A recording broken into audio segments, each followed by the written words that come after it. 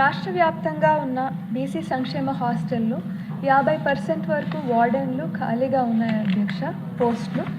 మా సత్యసాయి జిల్లాలో 61 హాస్టళ్ళు ఉంటే ఇందులో కేవలం 26 మంది వార్డెన్లు ఉన్నారు అధ్యక్ష. 35 ఖాళీలు ఉన్నాయి అధ్యక్ష ఇప్పటికీ. అదేవిధంగా కుక్స్, కామాటి మరియు వాచ్మెన్ పోస్టులు మా జిల్లాలో 30 పైచిలకు ఖాళీలు ఉన్నాయి అధ్యక్ష. ఇన్ని ఖాళీలు ఉండడం వల్ల పిల్లలు సరైన పర్యవేక్షణ లేక ఇబ్బంది పడుతున్నారు అధ్యక్ష. వీటిని భర్తీ చేసే ఆలోచన ప్రభుత్వం చేస్తోంది అధ్యక్ష. రెండోది, రెసిడెన్షియల్ స్కూల్స్లో మంచి రిజల్ట్స్ ఉండడం వల్ల పేరెంట్స్ చాలా వరకు రెసిడెన్షియల్ స్కూల్స్లో చేర్చడానికి పిల్లల్ని ఇష్టపడుతున్నారు అధ్యక్ష. సో తక్కువ పిల్లలు ఉండే బీసీ హాస్టల్స్ని మర్జ్ చేసి వీటిని రెసిడెన్షియల్ స్కూల్స్గా మార్చే ఆలోచన ప్రభుత్వం చేస్తోంది అధ్యక్ష. అదేవిధంగా పాఠశాలలో సెంట్రల్ సిలబస్ చాలా వరకు ఇంప్లిమెంట్ అయింది అధ్యక్ష. సో 8th క్లాస్ నుంచి నీట్ మరియు ఐఐటి కోచింగ్స్ కోసం స్టేట్ లెవెల్లో ప్రతిభావంతులైన ప్యానెల్ టీచర్స్ ద్వారా ఆన్లైన్ కోచింగ్ వీళ్ళకి ఇప్పించగలిగితే చాలా బాగుంటుందనే ఒక సజెషన్ అధ్యక్ష. అదేవిధంగా 10th క్లాస్ చదివే విద్యార్థులకి English, Hindi, science and maths tutoring జరుగుతుంది అధ్యక్ష. కానీ ఈ ట్యూటర్స్కి కేవలం 1500 మాత్రమే ట్యూటరింగ్ ఫీజుగా ఇవ్వడం జరుగుతుంది అధ్యక్ష. ఈ శాలరీని పెంచే ఆలోచన ప్రభుత్వం చేస్తోంది అధ్యక్ష. అదేవిధంగా పుట్టపర్తి నియోజకవర్గంలో బుక్కపట్నం మండలంలో ఒక ఎంజేపీ రెసిడెన్షియల్ స్కూల్ ఉంది అధ్యక్ష. దీనికి ఓన్ బిల్డింగ్ లేదు అధ్యక్ష. ఒక రెంటెడ్ బిల్డింగ్ షెడ్లో నడుపుతున్నారు అధ్యక్ష. ఈ స్కూల్ కోసం already 9 acres of land and ముందే మన బడి మన భవిష్యత్తు కింద 75 లక్షలు శాంక్షన్ అవ్వడం జరిగింది అధ్యక్ష. రివైజ్డ్ ఎస్టిమేట్స్ ప్రకారం 3 crores అవుతుంది అధ్యక్ష. ఇది శాంక్షన్ చేయాల్సిన ఆలోచన ప్రభుత్వం చేస్తుందా? అదేవిధంగా బీసీ హాస్టల్స్లో శానిటరీ నాప్కిన్స్ డిస్పోజల్ కోసం ఇన్సినరేటర్స్ పెట్టే ఆలోచన ప్రభుత్వం చేస్తుంది అధ్యక్ష. ధన్యవాదాలు. మాధవి గారు.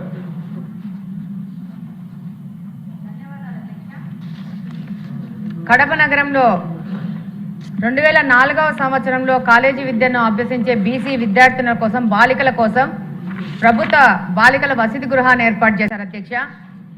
ఈ భవనానికి 20 సంవత్సరాలుగా సొంత భవనాలు లేవు అధ్యక్ష. అద్దె భవనాల్లో ఈ యొక్క హాస్టల్ నడుపుతున్నారు అధ్యక్ష. దాదాపు 130 మంది బాలికలు intermediate, degree, nursing, post graduate చదువుల కోసము సుదూర ప్రాంతాల నుంచి వచ్చి ఇక్కడ ఆశ్రయం పొందుతున్నారు అధ్యక్ష. ఆస్పిరేషనల్ డిస్ట్రిక్టు ఎన్నో ఆస్పిరేషన్తో జిల్లాలో నలుమూల నుంచి వెనకబడిన బీసీ విద్యార్థినులు ఈ ప్రాంతాన్ని ఇక్కడికి వచ్చి విద్యను అభ్యసిస్తున్నారు అధ్యక్ష.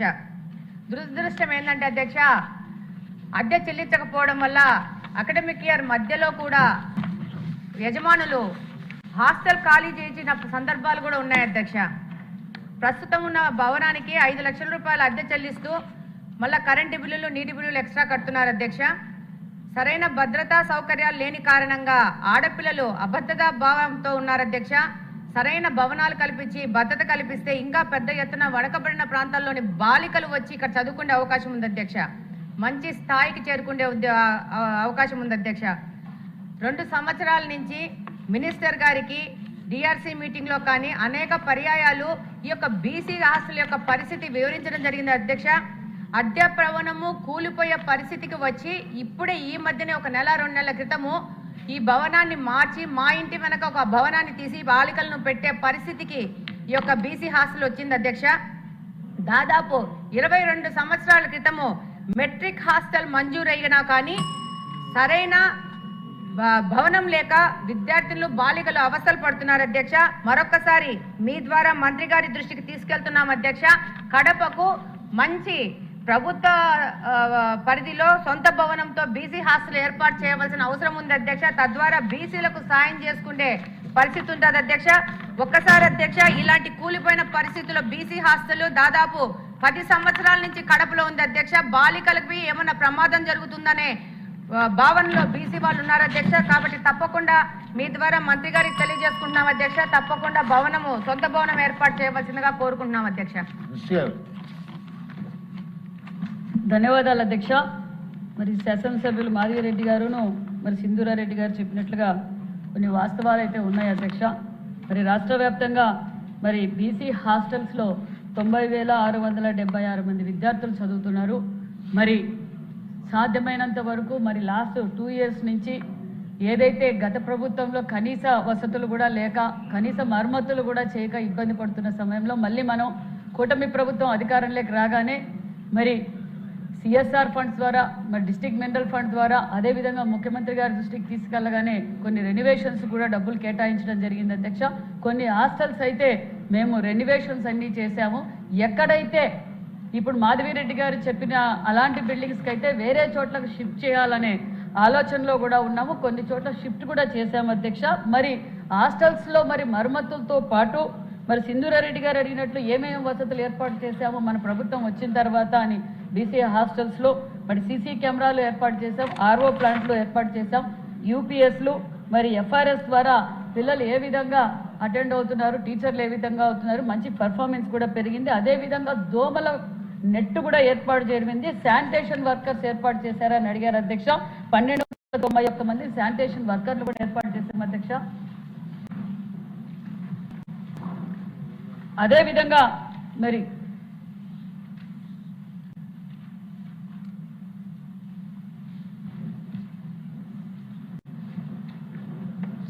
అదేవిధంగా కుక్కు కమాటీలు అడిగారు అధ్యక్ష. కుక్కు కమాటీలు కూడా 113 మందిని కుక్కు కమాటీలు కూడా ఏర్పాటు చేయడం జరిగింది అధ్యక్ష. అంతేకాకుండా 26-27 సంవత్సరం బడ్జెట్లో మరి ఓన్లీ బీసీ హాస్టల్స్ రిపేర్ల కోసం కూడా మరి 20 కోట్ల రూపాయల నిధులు కూడా కేటాయించడం జరిగింది అధ్యక్ష. మరి శాసనసభ్యులు మరి మన సింధూరారెడ్డి గారు అడిగినట్లు గురుకుల పాఠశాలను హాస్టల్స్ గురుకుల పాఠశాలలుగా మారిస్తే బాగుంటుందని సింధూరారెడ్డి గారు చెప్పారు. గతంలో రివ్యూ జరిగినప్పుడు ముఖ్యమంత్రి గారి ఆదేశాల మేరకు ఎక్కడైతే తక్కువ మంది 50 లోపల ఉన్న స్ట్రెంత్ ఉన్న పిల్లల్ని మరి గురుకుల పాఠశాలలకు చాలా డిమాండ్ ఉంది అధ్యక్ష. శాసనసభ్యులు మంత్రులు అందరూ మాకు గురుకుల పాఠశాలలు కావాలని కోరటం కూడా జరిగింది అధ్యక్ష.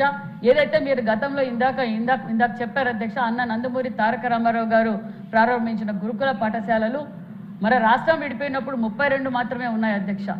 మళ్ళీ మన రాష్ట్రం విడిపోయిన తర్వాత మరి బీసీల పక్షపాతి చంద్రబాబు నాయుడు సార్ ముఖ్యమంత్రిగా ఉన్నప్పుడు 75 గురుకుల పాఠశాలలు శాంక్షన్ చేశారు అధ్యక్ష. ఆ తర్వాత మరి 25 బిల్డింగులకి 40 కోట్ల రూపాయలతో శాంక్షన్ చేయడం కూడా జరిగింది.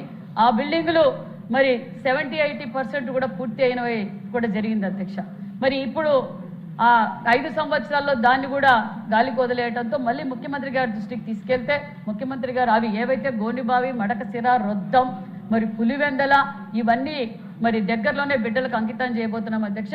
మరి సింధూరారెడ్డి గారు కోరినట్లుగా మరి సెకండ్ ఫేజ్లో కూడా మరి ఏదైతే మధ్యలో ఆగిపోయినావో అవి కూడా పూర్తి చేయడానికి కూడా మరి ప్రతిపాదనలు కూడా పంపించాం అధ్యక్ష. అదే కాకుండా మరి ముఖ్యమంత్రి గారి దృష్టికి తీసుకెళ్తానే మరి బీసీ బిడ్డలు చదువుకోవడానికి గురుకుల పాఠశాలలు కావాలంటే మొన్న సంవత్సరమే లాస్ట్ ఈ బ్యాచ్కే 10 గురుకుల పాఠశాలలు కూడా కొత్తవి ఏర్పాటు చేశాం అధ్యక్ష. కొత్తవి మరి 5 ఉత్తరాంధ్రకు, రాయలసీమకు 5 కూడా శాంక్షన్ చేశాం. అలాగే పాఠశాలలుగా ఉన్నవి కళాశాలలుగా కూడా బాలికలు ఎక్కడ డ్రాప్ అవుట్స్ కాకూడదన్న ఉద్దేశంతో మరి కళాశాలలు కూడా 6 అప్గ్రేడ్ కూడా చేశామన్న విషయం కూడా తెలియజేస్తూ కొత్త భవనాల కోసం కూడా 500 కోట్లు శాస్త్రీయ నిధులతో ఎంజేపీ గురుకుల పాఠశాలలు ఏర్పాటు చేయడానికి కూడా మరి శాంక్షన్ చేశారన్న విషయం కూడా మీకు తెలియజేస్తున్నాం అధ్యక్ష.